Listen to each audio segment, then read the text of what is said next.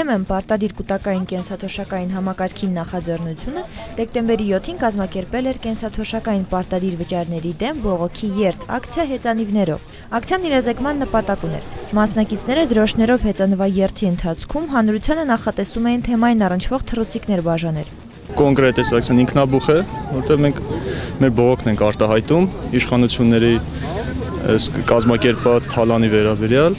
ու մենք պայքարում ենք, իրանք խախտել են նախ եւ առաջ մեր սահմանադրական իրավունքը սեփականության վերաբերյալ։ Գիտեք, սա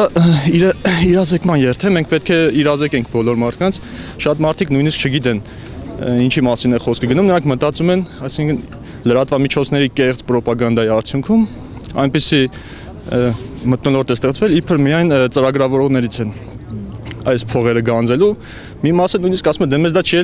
կպնելու ինչ-որ ձևով, եւ մենք իրազեկում ենք բոլորը հասկանում, որ իրենք բոլորը պետք է փող վճարեն։ Ու այստեղ ուրիշ խնդիրներ կան, իրականում այս պրոպագանդայի արդյունքում հեռուստատեսությամբ իրենք ասում են 5% եւ այլն, բայց դա 5% չի, եթե կեղտոտ աշխատավարձի հետ համեմատենք, դա 6-ից 11% է կազմում իրականում, դա իրական թալան է, այսինքն իրենք փողի հենց սկզբից դեռ հələ հարկերը չվճարած վերցնում են այդ իրենց ասած 5-ից 10, 6-ից 11%-ից մաքուրից բան չի մնում տակը։ Հեծանվորդը համարվում է տրանսպորտային միջոցի վարորդ, այդ պատճառով մենք պետք է հետևենք երթևեկության կանոններին, մենք կերթևեկենք աջ մասով, կհետևենք լուսացույցերին, այսինքն սվետաֆորներին, եթե կարմիրը անպայման կանգնում ենք, իրարից պետք է պահպանենք դիստանցիա,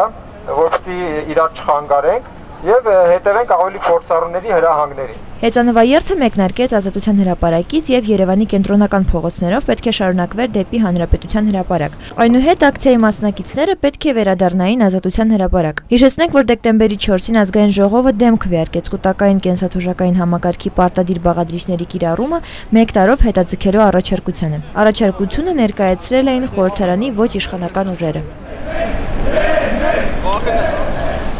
Մարիա Եղիազարյան, Դավիթ Ավետիսյան, Civilnet։